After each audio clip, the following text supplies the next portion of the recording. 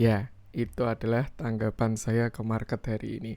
Lucu pokoknya, nanti kita analisa.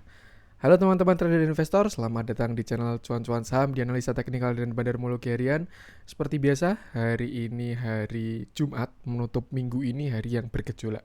Saya yakin banyak yang panik, banyak yang tanya sama saya juga, dan juga ya memang tadi sempat turun dalam sekali. Seperti biasa kita akan menganalisa IHSG dan juga beberapa saham pilihan yang menurut saya lucu. Saya nanti juga ada teori yang agak nyeleneh, tapi ini kalau saya lihat malah pertanda bagus. Oke, buat teman-teman yang ingin donasi, support, atau kasih tip ke cuan-cuan saham bisa. Caranya tinggal pencet link di deskripsi masing-masing konten, yaitu ada link Sosiabas. Itu kalau teman-teman mau donasi, ngasih tip ke cuan-cuan saham, silakan bebas. Terus juga buat teman-teman yang ada pertanyaan, kritik atau saran, silahkan sampaikan aja bisa via DM atau komen Instagram dan pasti akan saya jawab kalau saya sudah ada waktu. Kalau misalkan belum dijawab, ya harap tunggu karena saya juga ada urusan lain gitu. Tapi kalau sudah ada waktu, pasti saya jawab. Terus juga jangan lupa support terus channel cuan-cuan saham dengan cara like, comment, share, dan subscribe. Karena support teman-teman itu gratis, tinggal pencet-pencet aja. Tapi itu sangat berarti buat konten kreator seperti saya ini. Jangan lupa juga nyalain notifikasinya karena akan ada konten setiap hari dari cuan-cuan saham. Dan satu lagi saya ingin mencoba untuk besok hari Sabtu mungkin malam ya, jam 7 lah ya. Saya pengen coba live. Apakah karena kemarin juga banyak yang minta untuk live, kita coba aja. Siapa tahu oke. Nanti rencananya ada topik yang dibahas dulu, setelah itu baru kita ya tanya jawab lah sama teman-teman semua. Jadi kalau mau teman-teman ikut live-nya cuan-cuan saham, besok bisa standby insya Allah sekitar jam 7 malam ya, Sabtu jam 7 malam. Seperti itu. Oke, kita akan langsung ke IHSG aja. Yang lucu kalau menurut saya, nanti kita analisa aja. Dari transaksi hari ini besar sekali, 16,999 triliun, hampir 17 triliun, besar sekali kok dibandingkan sebelumnya. Dan kalau orang-orang bilang ini bearish, kalau menurut saya ini malah pertanda bentar lagi mau bullish. Ada teori yang lebih gila lagi, nanti saya kasih tahu apa itu. Teori, tapi itu cuma pendapat dari cuan-cuan saham ya. Dengan pergerakan asing, hari ini asing net sell kecil sekali, cuman 193 miliar, bukan jumlah yang besar untuk penurunan 1% lebih. Tuh, makanya kenapa saya bilang lucu. Jadi kayak diturunin tapi mau diangkat. Dan mungkin nanti kita akan bahas banyak IHSG aja. Untuk saham-sahamnya gampang lah, mungkin bisa besok waktu kita live ya, selain sama topiknya. Lalu untuk movers yang paling banyak dibeli asing hari ini masih Bank Mandiri. Bahkan Bank Mandiri kuning hari ini tidak merah. Ini yang saya maksud kemarin-kemarin kenapa Bank Mandiri ini bagus. Itulah dia. Akumulasi itu tidak pernah berbohong. Kalau ada bandar yang beli, ya setidaknya ada yang jagain harga. Tinggal yang beli bandar atau bukan. Makanya kenapa saya bilang Bank Mandiri ini paling bagus untuk saat-saat ini. Karena dia diakumulasi terus sama asing. Biasanya setelah nanti harga bergerak, berita baru menyusul ada apa di dalamnya. Tapi kalau misalkan kita chartis ya, market discount everything. Semua sudah tergambar di chartnya. Itulah kenapa saya bilang Bank Mandiri bagus. Setelah itu Astra yang diakumulasi asing juga 61,6 miliar. Lalu Telkom hari ini juga kuning ya, diakumulasi asing 57,6. Ini sektor telekomunikasi masih bagus juga. Setelah itu ada BBCA 42 miliar, United Tractor 34 miliar, Alfamart 32,2 miliar. Lalu ada Era 19,9 miliar dan Pakuwon 17,4 miliar. Masuk yang dijualin asing, yang pertama dipegang oleh Bank BRI 156,1 miliar, MDKA 129,9 miliar, INDF 55,2 miliar, ICBP 43,1 miliar, Antam 37,8, BBNI 35,7, Pegas 35,7 miliar. Lalu kertas juga masuk, ini ada INKP 35,5 miliar. Oh ya, mohon maaf juga saya sambil minum ya karena baru agak serak ini. Jadi kalau berhenti-berhenti saya sambil minum air hangat soalnya saran dari banyak teman-teman ya. Terima kasih sarannya. Itu tadi dari pergerakan asing, transaksi, juga net foreign buy, net foreign sell. Sekarang saya ingin melihat sesuatu yang lucu, memperlihatkan sesuatu yang lucu, konyol, aneh, tapi ini baru saya temukan. Kemarin kalau misalkan teman-teman nonton video kemarin ya, saya tuh iseng-iseng bahas chart COVID. Ini kan, chart COVID. Dan tadi waktu saya baru waktu kosong, jam siang gitulah ya, saya kayak ya biasa kan tak tiba-tiba kepikiran gitu, saya kepikiran kok chart COVID itu agak aneh gitu. Ada sesuatu yang aneh yang saya lihat di chart COVID itu, dan saya lihat benar-benar aneh gitu. Anehnya kenapa? Ini teori yang saya temukan ya, tapi nggak tahu juga apakah bakal benar-benar teruji, karena kalau misalkan kita menemukan teori itu harus diujinya berkali-kali, penelitian berkali-kali. Cuman ini ibaratnya baru di backtest ya 3 kali lah. Jadi belum begitu valid. Saya menemukan korelasi atau hubungan antara chart COVID ini dengan IHSG. Tuh, apa yang saya lihat ya ini, dilihat aja.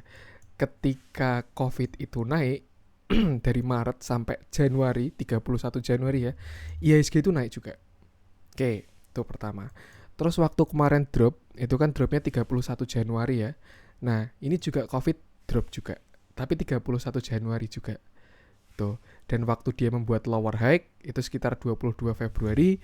Yang terjadi di sini juga 22 Februari dia ada rebound dan membuat lower high.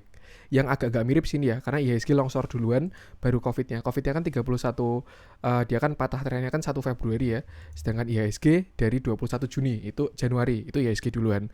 Tapi kalau yang high di sini hampir sama. Setelah itu yang lebih lucu lagi apa? Bottoming di sini, ini tanggal berapa? Sekitar 18 Mei sampai 25 Mei. Dan kita lihat chart COVID-nya. Ini 17 Mei, 18 Mei, 19 Mei. Chart COVID itu juga bottoming. Lalu apa sih yang saya temukan? Kalau misalkan ya ini dijadikan indikator dan korelasinya positif, ya harusnya ketika chart COVID ini naik akan IHSG juga bakal naik juga. Karena apa? Sudah terjadi divergen. Indikator udah naik duluan, tapi harga belum naik duluan. Belum naik. Seperti itu. Kayak yang terjadi di batu bara. Indikatornya, harga komoditasnya udah naik duluan, tapi batu bara belum naik duluan. Kenapa saya bilang peluang bagus? Cuman ini apa ya? Iseng-iseng teori konyol aja lah. Harusnya sih kebalikan. Cuman kalau misalkan mau dicari positifnya, ya sebenarnya bisa juga. Mungkin market ini menghargai dengan ketika COVID itu mulai tinggi lagi, itu karena masyarakat itu sudah banyak yang beraktivitas gitu. Makanya COVID tinggi, kalau masyarakat beraktivitas, ekonomi kan bergerak. Makanya IHSG mulai jalan. Apakah bisa diartikan seperti itu? Nggak tahu juga. Yang pasti itu cuma iseng-iseng aja dari saya. Terlepas dari benar salahnya itu, ya kalau saya sih, view saya sekarang ini ya, melihat pergerakan dari ini, yang seperti ini, IHSG siap bullish. Serius, kalau saya melihatnya seperti itu. Tapi kalau misalkan nggak jadi bullish gimana mas? Ya udah, berarti pendapat saya salah gitu. Dan saya pun juga sudah mempersiapkan trading plan ketika pendapat saya salah. Jadi yang terpenting adalah kita tuh nggak bisa mengalahkan market. Yang bisa kita lakukan adalah menyesuaikan diri dengan pasar gitu. Mau bagaimanapun juga market always right. Dan kita nggak bisa kayak, saya sudah beli kok malah nggak naik sih? Ya, karena marketnya baru nggak naik gitu.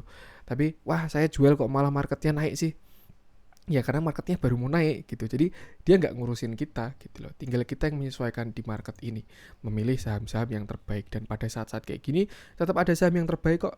Yang hijau-hijau masih banyak, yang pada bertahan nggak turun juga banyak. Cuman memang ada beberapa saham yang memang jelek dan dia turun gitu.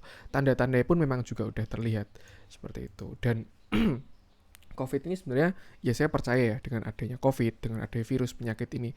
Cuman kayak ini tuh sesuatu yang aneh gitu loh. Ketika udah mulai ditangani, dikeluarkan varian terbaru. Itu kayak sesuatu yang ya itulah, nggak usah kita bahas lebih lanjut ya. Nah, takutnya saya diciduk polisi. Tuh. Yang terpenting adalah ini iseng-iseng doang teori. Kayak kalau misalkan kita menggunakan ini sebagai indikator kayak RSI atau gimana, ya artinya udah terjadi divergen. Karena ketika indikator bullish, harga juga bullish gitu. Tapi ketika indikatornya koreksi, harga juga koreksi. Dan ketika indikatornya bottoming, harga juga bottoming. Dan ketika indikatornya rebound, harga juga rebound. Tapi hari ini dia turun, padahal indikatornya naik. Makanya sudah terjadi divergen. Tuh, cuman ingat ya, ini cuman iseng-iseng aja.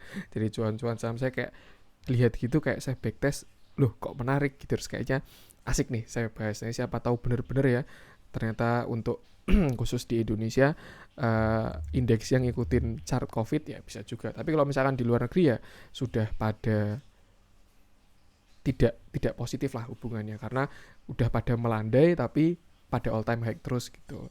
Tapi kalau beda sama di Indonesia ya agak lucu lah itu. Yang pasti itu aja, terlepas dari benar salahnya teori saya, terbacktestnya teori saya, terujinya teori saya, yang terpenting adalah diri kita di market. apapun yang terjadi, trading plan harus tetap siap gitu loh. Ketika kita market turun, apa yang harus kita lakukan? Ketika market naik, apa yang harus kita lakukan? Dan jangan sampai FOMO, jangan sampai dikontrol oleh market. Kita harus bisa mengontrol diri sendiri, menyesuaikan diri dengan market. Kalau trading plan-nya mengatakan untuk beli, ya tinggal beli. Kalau trading plan-nya mengatakan tidak untuk beli, ya nggak usah beli. Kalau trading plan-nya mengatakan untuk cut loss, ya tinggal cut loss. Kalau trading plan-nya mengatakan untuk hold, ya tinggal hold. Bahkan hari ini pun ada saham saya yang kena stop loss juga. Saya juga cut loss, tapi saya hari ini juga beli saham juga. Kenapa? Karena trading plan saya mengatakan seperti itu. Tuh, itulah yang bakal menjaga di market dan yang membuat teman-teman tenang. Karena kalau misalkan teman-teman tidak tenang di market, ya bahkan naik pun bisa panik.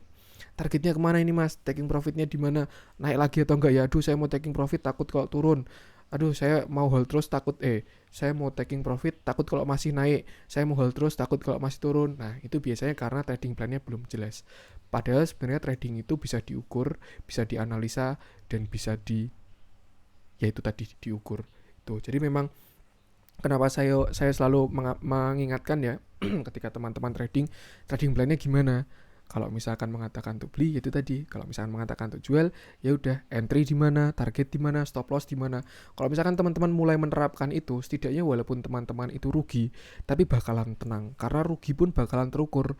Kayak misalkan saya entry di 1000, target toleransi cut loss saya 3%. Yaudah kalau turun 3% ke cut loss, tenang habis itu kayak yaudah memang ini resiko saya, trading plan saya mengatakan turun 3% ke cut loss, terlepas dari analisa saya bagus atau enggak, setelah itu harga naik atau turun, nah itu sesuatu yang harus dikembangkan lagi.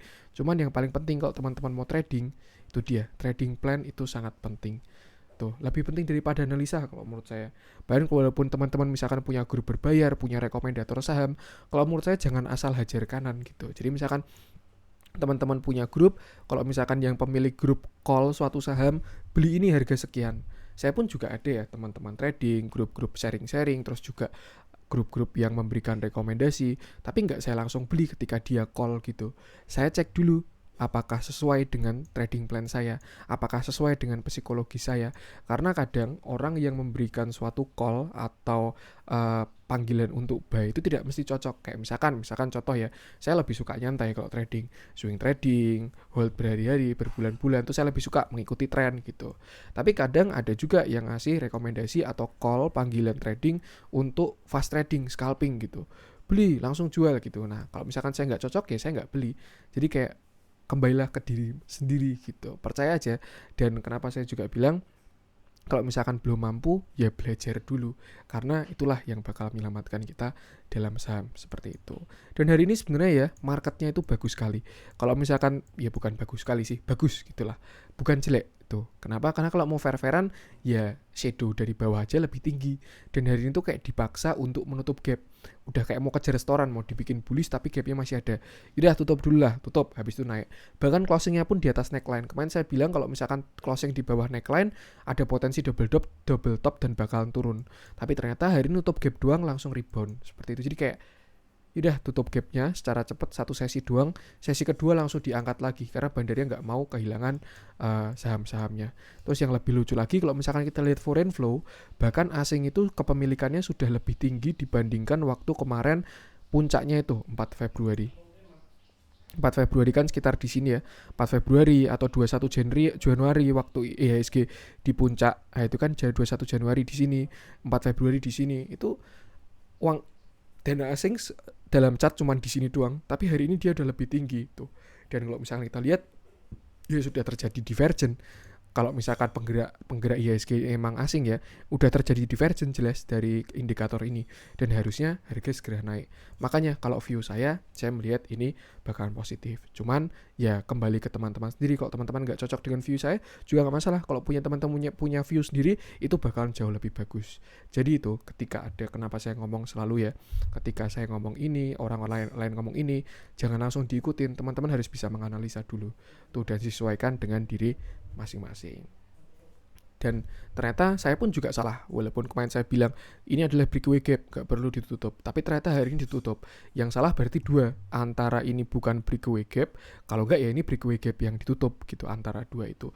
Yang pasti yang jelas ada di data adalah hari ini sudah gapnya tertutup dengan rapat. Bahkan dia sudah membuat higher high dalam candle intraday itu. Makanya kenapa saya bilang tekanan belinya itu lebih tinggi daripada tekanan jual ya untuk hari ini ketika ada di sini ya. Itu malah menarik apa ya? Menarik ketapel lah untuk loncat lebih tinggi atau anak panah harus ditarik dalam dulu kalau mau loncat lebih tinggi. Jadi saya mengibaratkan untuk sekarang saat itu. Cuman terlepas dari misalkan analisa saya salah, besok turun lagi, ya harus siap juga dengan keadaan apapun. Karena kita harus siap di market seperti itu. Dan karena sekarang yang terjadi seperti ini, berarti kalau menurut saya ya ini berhubung closingnya di 6.000 ya, supportnya sekarang di 6.000. Karena kemarin di sekitar sini ya 6.050 sudah jebol. Nggak bisa dipungkiri dia udah jebol karena closing di bawah udah di 6.007. Jadi untuk support terdekat di 6.007, untuk resistennya kalau menurut saya masih sama. Sini dulu berubah ya, yang sebelumnya support jadi resisten 6.050, lalu habis itu baru 6115. Bahkan ada view positif juga, ini IHSG bisa bikin inverted head and shoulder besar. Cukup besar sih. Ini shoulder kiri, ini headnya, nah ini calon shoulder kanan. Dia cuma perlu membuat satu rounding bottom. Tuh, cukup menarik. Yang pasti nanti kita tinggal lihat aja ke depannya seperti apa. Itu untuk IHSG. Yang terpenting adalah punya trading plan sendiri. Itu tadi, jangan sampai karena saya bilang bullish teman-teman jadi wah pokoknya cuan-cuan saham bilang bullish, saya percaya tanpa trading plan langsung asal beli full saham tiba-tiba kebanting. Nah itu kan nanti bingung juga. Jadi itu ya tetap harus punya trading plan sendiri-sendiri. Semangat buat kita semua ya, semoga pasar segera membaik. Itu aja. Oke, langsung aja kita akan masuk ke beberapa saham pilihan. Kita mulai dari yang merah-merah dulu aja, yang dijualin asing ya. Dan bahkan beberapa saham pun juga udah bagus, udah pada divergen. Ini BBRI sebenarnya kalau misalkan dia sampai ke 3840 lagi ya, dia bakalan divergen. Cuman kalau hari ini ya dia breakout, kemarin jebol ya. Itu yang kemarin saya maksud, kemarin masih ada distribusi. Hari ini dia jebol dengan candle yang cukup solid dan volumenya juga besar. Tuh, kalau menurut saya memang targetnya ke 3840 kok dari double topnya ini juga. Tuh, kalau misalkan spek buy bisa di sana aja, sekitar 3840. Atau setidaknya kalau teman-teman buru-buru takut ketinggalan kereta, belilah nyicil. Besok langsung hajar kanan, misalkan 50% dulu. Kalau misalkan dia turun ke 3840, masukin 50% ya, setidaknya average bakal lebih bagus. Kalau dana semua udah masuk, baru pasang stop lossnya kalau buat trading. Tapi kalau teman-teman udah masuk 50% ternyata dia rebound ke atas, ya 50%-nya masukkan setelah dia breakout 4010. Tuh, itu win-win solution. Itu pakai money management ya. Makanya kenapa money management itu penting. Tapi kalau dilihat dari indikator memang histogramnya turun, dia masih golden cross, ini juga belum ada pembalikan arah ya. Alangkah lebih aman kalau sudah ada candle-candle pembalikan arah, entah hammer atau doji atau inverted hammer atau apapun lah candle pembalikan arah. Di sini ada tekuan, terus nanti terjadi divergen, itu bakal lebih aman. Tapi kalau teman-teman mau spek buy, bisa pakai cara nyicil tadi biar aman, seperti itu. Nah, kita masuk ke dalam ya, kita cek BBRI hari ini masih ada distribusi. Tapi small ya, tidak kayak kemarin 2 hari yang lalu tuh big distribution, hari ini small. Untuk bandar movementnya juga masih ke bawah, artinya masih keluar juga. Tapi foreign flow-nya masih jauh di atas kok, harusnya masih aman. Dan sekarang ini harusnya angka yang murah untuk Bank BRI, apalagi mau right issue. Tuh bisa dijadikan dua arah sih. Kalau misalkan saya tahu right issue-nya mau untuk ekspansi, kalau menurut saya itu bukan right issue yang jelek. Kalau right issue yang jelek itu yaitu buat tutup hutang, tutup beban, bayar hutang, bayar bunga hutang, itu right issue yang jelek. Tapi kalau mau ekspansi dan ekspansinya bagus, nah itu right issue-nya biasanya bakalan bermain. Bisa aja ini di markdown untuk diangkat lebih tinggi ya, turunin dulu biar retailnya pada panik, keluar, bandarnya serok, habis itu diangkat, nanti jualan di atas, right issue dimainin, terus semuanya ditebus, dan yaudah, terjadilah seperti itu. Tuh, tapi nggak tahu juga apakah bakal terjadi yang seperti apa.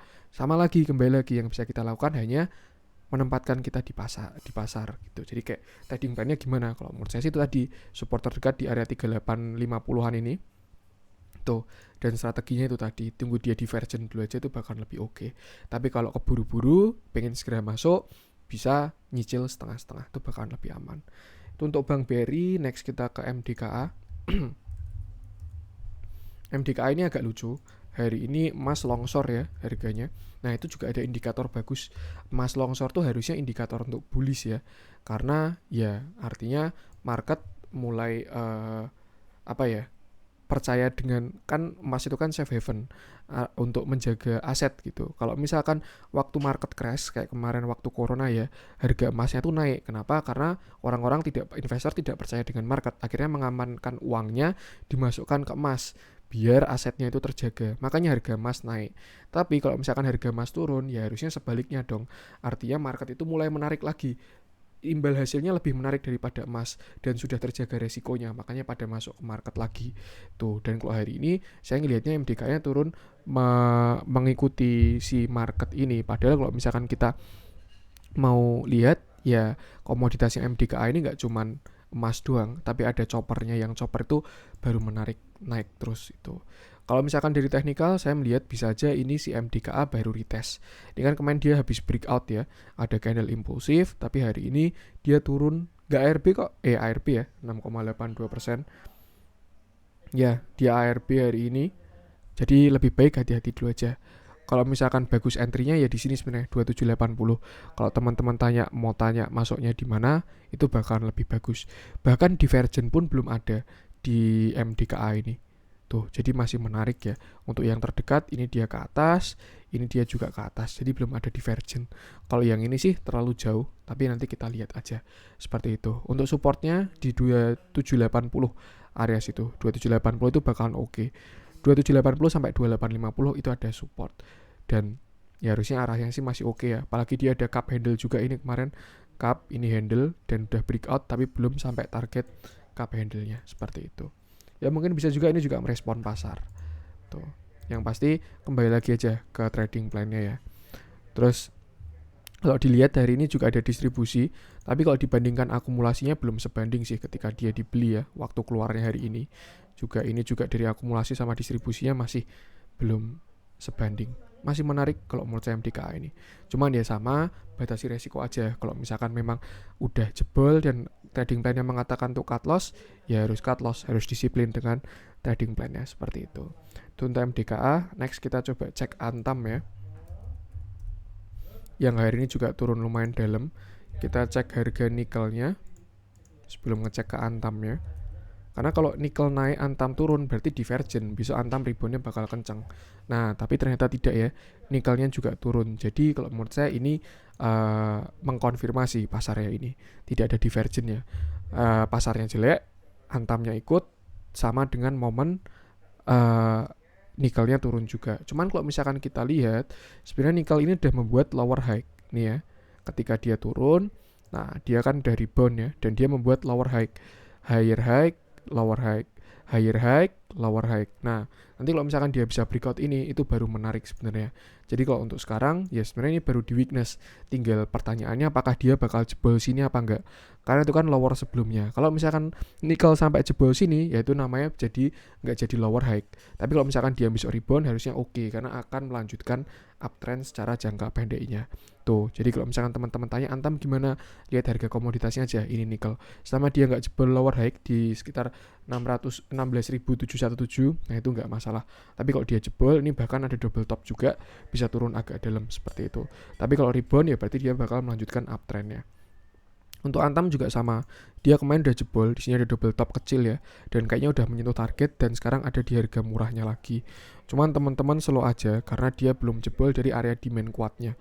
Kalau menurut saya area demand kuatnya Antam tuh di area sekitar 2080 sampai 2200. Kalau misalkan teman-teman berharap jangka panjang sama Antam, percaya dengan mobil listrik dan lain sebagainya, nikel Indonesia, kalau menurut saya selama masih di atas 2080, ya kita buletin aja lah 2100 sampai 2200. Ketika masih di angka itu, kalau menurut saya masih oke. Tapi kalau misalkan udah jebol, ini ya area pink ini sekitar 2080 itu udah jebol, ya lebih baik keluar aja seperti itu. Itu untuk Antam. Lanjut kita cek BBNI. Nah, ini yang turunnya agak gimana ya, agak kurang bagus kalau BBNI ternyata ya. Dia turun, candlenya besar, volumenya sangat besar, dia juga jebol demand area. Ini kalau menurut saya view-nya kurang bagus sih untuk Bank BNI ini. Kalau dibandingkan yang lain ya, ada saham-saham yang bagus tapi ada juga yang kurang bagus juga. Dilihat dari manapun kurang bagus semua Bank BNI ini. Ada distribusi besar, asingnya juga ikut keluar. Ini ya, bandar volumenya turun tinggi, bandar movementnya juga turun, foreign flow-nya juga walaupun belum begitu banyak ya. Mungkin bandar lokal yang hari ini keluar. Cuman yang saya lebih kurang sukanya, dia jebol dari area demand-nya. Itu yang saya bikin kotak pink itu kan area demand ya, dan dia jebol dengan volumenya mengkonfirmasi kalau dia jebol dalam sekali. Bahkan divergennya dia pun gagal. Kalau misalkan dia ini ke bawah tapi RSI-nya ke atas, oh ini masih ke samping ya. Ya masih ke samping sih, belum gagal. Tuh, tapi kalau misalkan dia sampai jebol ke bawah lagi, artinya kan divergennya gagal, artinya momentum untuk pembalikan arahnya belum ada. Lebih baik hati-hati dulu untuk BBNI. Kalau saya lihat sih sebenarnya untuk supportnya yang kuat ada di area sini, sekitar 4.600 sampai area 4.800. Itu ada support kuat di situ. Area demand juga mungkin ya di bawah yang ini. Tuh, tapi untuk sekarang ya fair-fairan 5.000 udah jadi resisten, udah nggak jadi support lagi. Tuh, jadi alangkah lebih baik kalau mau masuk ke Bank BNI tunggu dia konsol dulu aja. Kalau dia udah mulai konsolidasi di area tadi dan bikin divergen, nah itu baru bakalan oke untuk dibeli seperti itu. Karena kalau di hari ini yang menurut saya kurang bagus sih Bank BNI. Kalau yang lain oke-oke aja kok, kayak Mandiri, BCA, BRI itu masih terjaga lah. Tapi kalau BNI ini nggak tahu juga di dalamnya ada apa, turunnya dalam. Dan yaudah inverted head and shoulder-nya juga gagal seperti itu. Batasi resiko aja untuk Bank BNI. Lanjut kita cek apa ya, yang dijualin asing itu aja, kita masuk yang dibeli asing. Nah ini Bank Mandiri juga cepat aja ya, ini yang kemarin saya maksud dengan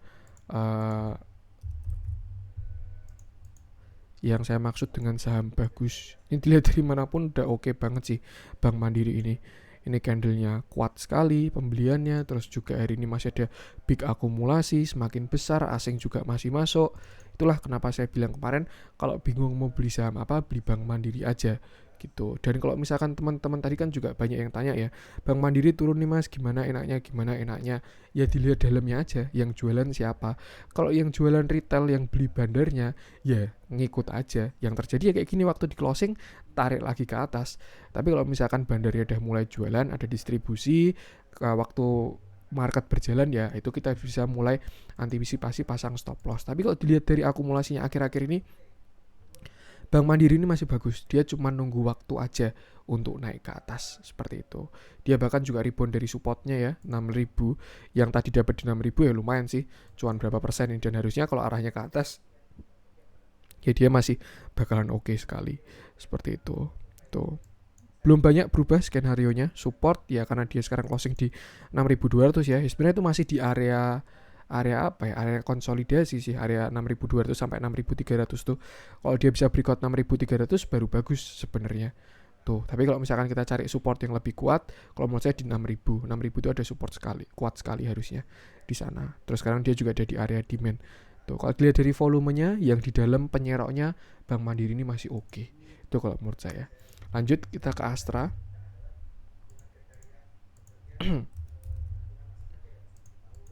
Nah, Astra ini juga udah ada divergen ya.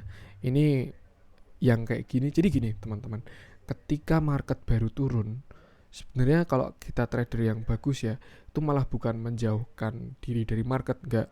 Harusnya mulai jaga aset. Artinya kalau misalkan siapkan cash, habis itu cari saham-saham terbaik.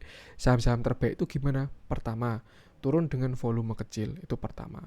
Kedua, ada story-nya. Ketiga, ketika dia turun diakumulasi.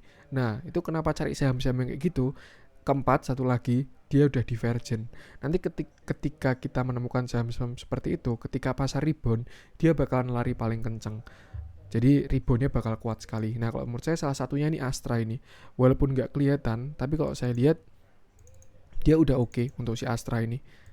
Dia beberapa kali masuk net foreign buy, walaupun belum terlihat di sini ya. Kalau asingnya juga masuknya belum terlalu banyak. Ini juga akumulasinya belum terlalu ada. Tapi by technical dia udah oke sekali. Ada divergen yang cukup besar. Ini harga ke bawah, atau misalkan fair-fairan kalau pakai closingnya dia juga agak ke bawah juga ya. Tapi indikatornya naik kuat. Kalau misalkan besok dia bikin hammer dan terjadi tweezer bottom ya itu bakalan sukses divergennya, dan itu bakalan mantap sekali. Dia bisa rebound bikin triple bottom gitu, atau bikin double bottom dulu di sini, itu bakalan oke sekali untuk Astra. Yang pasti saya lihat Astra ini hari ini pun diakumulasi asing dan dia juga ada divergen. Tuh, cuman apakah divergen bisa gagal? Bisa juga, kayak duo kertas hari ini divergennya kayaknya gagal ya. Tuh, atau enggak tahu juga, belum saya cek tadi. Itu yang pasti dua kertas jebol INKB sama TKIM. Cuman si Astra ini kalau menurut saya selama dia masih bertahan di 5000 masih oke untuk Astra itu. Itu support oke banget sih untuk Astra. Dan kalau misalkan dia udah merespon divergennya, target reboundnya yang pertama sini dulu 5175, lanjut ke sini 5300, setelah itu 5425. Kalau bisa breakout 5425 bakal double bottom target ke 5800. Itu harusnya cakep sih untuk si Astra itu. Untuk Telkom masih sama, bahkan itu di area buy ya sekarang ya. Lanjut kita cek aja deh. Kita ke Telkom, dia masih diakumulasi asing terus. Dan dia ada di area buy. Kenapa? Ya karena saya bilang area support kuatnya itu di 3300. Tuh, dan sekarang dia tadi rebound dari 3290 dan closing di 3350. Saham-saham kayak gini tuh ada yang jaga. Kenapa dijaga? Ya karena dia diakumulasi terus. Bandar nggak mungkin nyangkut. Kalau misalkan bandar nyangkut, retailnya keluar duluan, dia mau jualan ke siapa gitu loh. Cari untungnya gimana? Kan gitu. Kalau misalkan bandar itu kalau dia mau ngangkat barang tuh harus ada musuhnya dulu juga. Dia beli barang retail habis itu diangkat di atas, waktu mau jualan harus ada musuhnya juga, jualannya ke retail seperti itu. Dan kalau teman-teman bisa lihat pergerakan bandar, ya itu bakalan oke banget. Telkom ini diakumulasi terus kok, nggak ada yang perlu ditakutkan dari Telkom ini. Malah harusnya saham-saham kayak gini ya, ketika dia turun itu bisa dimanfaatkan untuk buy seperti itu. Kecuali tiba-tiba bandarnya keluar jualan besar, nah itu baru kita keluar seperti itu. Itu makanya ketika technical analysis disambungkan dengan bandarmologi itu bakalan kuat sekali. Tuh saya lihat Telkom masih oke, sektornya juga masih oke sekali. Itu untuk Telkom. Lanjut kita cek yang merah-merah, kita masuk ke yang merah-merah ya. Ada Inco mirip-mirip sih sama tadi. Itu Breeze itu yang kemarin saya maksud ya, dia belum ada konfirmasi. Naiknya cuma technical rebound doang, makanya hari ini dia turun 4,85%. BBTN kita ceknya. Ini BBTN juga kurang bagus karena dia udah jebol area demand kuatnya ya. Dan kayaknya divergennya juga gagal juga ini. Atau belum nih? Ya, udah gagal. Ini berarti bukan BBNI. Tadi saya sempat ngechart soalnya, ngecek BBTN ini. Dan divergen udah gagal. Kenapa gagal? Ya karena dia udah membuat lower low. Harganya pun juga lower low. Artinya nggak ada momentum pembalikan arah. Seperti itu. Dan kalau kita lihat memang dia udah jebol dari area demand kuatnya yaitu 1500. Dia ada closing di 1470 disertai dengan volume besar dan juga ada distribusi. Tapi kalau dia dari sebelum-sebelumnya ya memang ini ada distribusi terus. Kalau misalkan kemarin saya bilang beli di area 1500 itu aman, resiko kecil. Ya karena maksudnya seperti ini, ketika jebol 1500 ya tinggal cut loss aja, setidaknya resiko terjaga. Entah cuma 2%, kasih toleransi 2%, 3%. Tuh, tapi kalau rebound ya bakalan tinggi. Seperti itu. Dan kalau saya lihat memang BBTN sekarang dia udah jebol. Volumenya pun tinggi juga. Dia sampai closing di 1475. Tuh divergennya pun juga gagal juga. Histogram ke bawah, masih di dead cross. Ya itulah dia, nggak ada tanda-tanda bagus.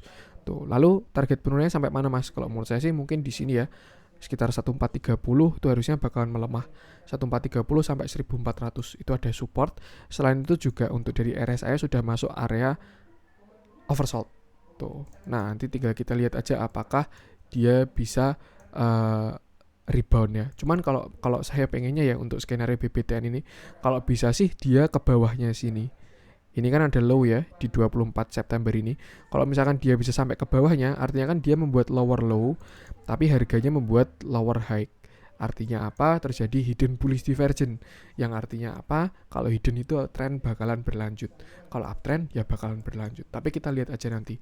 Cuma untuk sekarang lebih baik biarkan dia mereda dulu. Kayak turun dulu aja. Kayak misalkan CTRA yang kemarin saya bahas, nyampe juga ke supportnya dia di 900, hari ini dia rebound dari 900. Tuh. Ini untuk BBTN. Jadi lebih baik kalau mau masuk atau average down atau mau gimana di area 1400-an aja untuk BBTN ini. Itu kalau menurut saya. Tapi kalau misalkan besok rebound, ya udah berarti belum rezeki. Gitu aja. Dibikin simple. Nah, kita cek Unilever coba. Dia udah ganti kepala ya. Serem juga ini. Unilever, dia udah bukan di 5000 lagi. Dia sekarang udah di 4900. Hari ini pun volumenya besar waktu dia jebol 5000 ya. Opennya 5075, artinya candle ini mengkonfirmasi jebolnya 5000. Dan kalau menurut saya memang ya, saya pernah bahas ya, target penurunannya si Unilever tuh ada di 4.000. Tapi apakah bisa sampai sana ya kita lihat aja nanti. Ini saya juga nggak mengada-ada kok. Kenapa saya bisa bilang 4.000 tuh?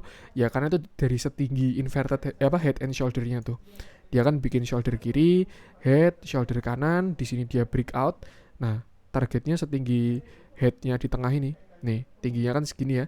Kita turunin dari neckline-nya, ketemunya di 4.000. Apakah bisa sampai sana ya kita lihat aja nanti tuh. Cuman ya harusnya bakalan ada dead cat bones juga. Karena memang dia udah masuk oversold. Oversoldnya tuh bahkan udah dalam. Divergennya dia juga gagal. Jadi lebih baik hati-hati dulu aja. Tunggu dia konsol seperti itu. Itu untuk Unilever. Untuk support selanjutnya ya mungkin ada di sekitar sini. Ini ada support. Nah, ini support cukup kuat nih di 4.500. Ini ada support cukup kuat. Area konsolidasi nih 4.500-an ya. Saya lihatnya di sini 4.500-an ini bakalan oke. Selanjutnya baru 4.000. Gak tahu juga apakah ngehit sampai 4.000 atau enggak ya. Tapi kalau dari target head and shoulder-nya memang di arahnya ke 4.000. Saya nggak tebar Fir, ini cuma analisa saya. Kalau misalkan memang benar terjadi ya berarti memang ukurannya tepat dari head and shoulder-nya ini. Tapi kalau nggak terjadi ya udah berarti targetnya nggak sampai ke sana. Gitu aja. Tinggal disesuaikan aja teman-teman oke nggak dengan analisanya, atau analisa teman-teman sendiri mengatakan bagaimana. Kalau mengatakan tuh sell ya sell, kalau buy ya buy, gitu aja. Slow aja, dibikin slow. Tuh nikmati aja, karena naik turun pasar tuh bakalan selalu terjadi. Pasar tuh berisi dengan fear and greed dari manusia ya. Tuh dia naik ya naik, turun ya turun. Tuh lanjut coba kita cek Adaro. Ini yang mewakili batu bara hari ini aja ya, kita cek satu aja Adaro ini. Aduh, stock bit error lagi nih kayaknya. Aduh, nggak bisa lihat dalamnya nih. Ya, stock bitnya ternyata error teman-teman. Jadi kayaknya kita nggak bisa lihat bandarmologinya. Hari ini kalau menurut saya oke sih.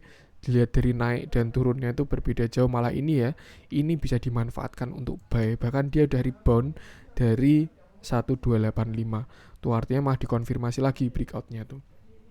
Kalau teman-teman percaya saham yang bagus, saham yang baru ada katalis bagus, kalau turun tuh malah banget jangan takut gitu. Kalau turun malah jadiin kesempatan untuk buy. Tapi kalau sahamnya jelek baru dibuangin, ya kalau turun jangan di average down.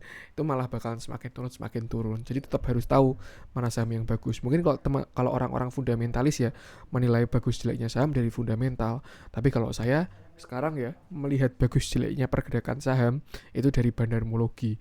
Lalu teknikal untuk apa? Untuk timing entry. Dah gitu aja. Tuh. Adaro ini masih menarik sekali kok. Saya tetap tidak berubah dari analisa saya terhadap batu bara. Tuh, neckline-nya dia bahkan cuma ngeretest neckline, volumenya kecil, dan udah dari rebound. Jadi mungkin besok kalau pasar bagus dia reboundnya juga kencang. Target double topnya juga belum terpenuhi. Masih jauh perjalanan, harusnya bisa 1.600. Yakin saya, tapi kalau misalkan nggak terjadi, ya udah berarti analisa saya salah. Cuman analisa saya seperti itu. Tuh, bahkan dia juga belum divergent ya. Ini juga mengarah ke atas, ini juga mengarah ke atas. Masih sehat sekali kok ini Adaro. Nggak usah panik dengan penurunan ini. Tinggal disesuaikan aja dengan trading plan teman-teman sendiri-sendiri. Kalau misalkan teman-teman buat trading cepat ya harusnya dapat candle gede, taking profit. Turun, masuk, candle gede, taking profit. Turun, masuk, candle gede, taking profit. Tapi kalau misalkan hold buat akhir tahun, swing buat perjalanan panjang gitu, turun naiknya diemin aja gitu, santai aja. Sesuaikan dengan trading plan dan strategi teman-teman. Tuh, untuk Adaro. Kita masuk ke yang hijau-hijau, barangkali ada yang bisa kita cek dan menarik ya. Oh, udah bisa dibuka ini. Nah, kita cek Adaro-nya. Nah, hari ini aja bandarnya malah beli kok. Nih, ada akumulasi. Terus-terusan diakumulasi Adaro ini. Tuh, dah ini saham bagus. Yang kayak gini-gini yang bagus nih. Yang turun dimanfaatkan untuk buy. Bisa dijadiin watchlist. Kalau dia turun bisa dibeli. Tapi kalau misalkan dia udah punya barang ya udah tunggu dia waktu breakout gitu. Tuh. Ini saham-saham yang saya maksud tadi ya, cari saham yang diakumulasi, saham yang punya story, saham yang divergent, saham yang itu tadi lah 4 di awal yang saya bahas tadi ini. Adaro ini masih menarik. Santai aja teman-teman. Naik turun tuh suatu hal yang biasa di pasar. Kalau naik terus tuh malah serem. Nanti turunnya juga 7 hari 7 malam. Tuh. Untuk Adaro kita masuk ke yang hijau-hijau. Dia memek dari rebound ya. Kemarin juga saya bilang memang masih aman dia memek tuh. Belum ada yang aneh-aneh. Kita cek Bevin ini ternyata sepertinya udah breakout. Kita cek Bevin aja ya.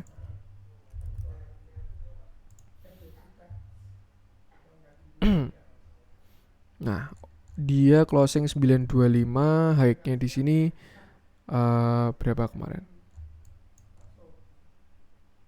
920. Dah breakout berarti. Volumenya juga cukup oke untuk si Bevin ini. Berarti ya ini yang kemarin saya maksud ya. Analisa saya salah. Analisa saya mengatakan kemarin Bevin bakalan koreksi dulu. Kenapa? Karena dia divergen, harga ke atas tapi indikator ke bawah. Dia bakalan koreksi dan bisa masuk di 820, itu bakalan lebih aman kalau dia koreksi. Tapi ternyata dia malah breakout, volumenya pun bagus juga. Yang artinya apa? Ya kalau mau bagus tinggal tunggu divergennya digagalkan. Dia break high sini. Kalau dia nge-break high sini, artinya kan divergen gagal. Ya udah, dia nggak jadi koreksi, bakalan naik seperti itu. Tuh, yang pasti kalau saya lihat harusnya dia udah breakout walaupun volumenya tidak terlalu besar ya kalau dibandingkan waktu dia naik kemarin-kemarin. Tapi cukup menarik karena udah di atas rata-rata untuk si Bevin ini. Dan kalau misalkan dia besok tidak aneh-aneh, tidak nyungsep-nyungsep lagi, ya 920 udah jadi support untuk Bevin ini. Resistennya apa? Nggak ada resisten. Sky is the limit. Untuk saham-saham all time high itu nggak ada resistennya, bisa dibuat swing aja. Tuh untuk Bevin cukup menarik ini, saham-saham yang kayak gini nih ya, yang saya maksud. Tetap ada saham yang bagus kok, tapi ya kalau misalkan turun ya berarti sahamnya kurang bagus seperti itu. Hari ini tapi nggak ada akumulasi, nggak ada distribusi juga, netral ya, jadi masih ya itulah 50-50. Tapi kalau dilihat dari breaknya masih bagus ini si Bevin ini. Oke, mungkin itu dulu aja ya untuk konten hari ini. Kalau misalkan ada kurangnya mohon maaf. Terus juga jangan lupa kalau teman-teman besok mau ikut live-nya cuan-cuan saham ya, kita seru-seruan aja. Nanti bahas market sama beberapa saham pilihan. Nanti juga ya kita bisa interaksi kalau teman-teman request analisa saham ya. Yang pasti itu nanti jam sekitar insya Allah Sabtu jam 7 malam. Tuh stay tune aja. Oke, itu mungkin dari saya.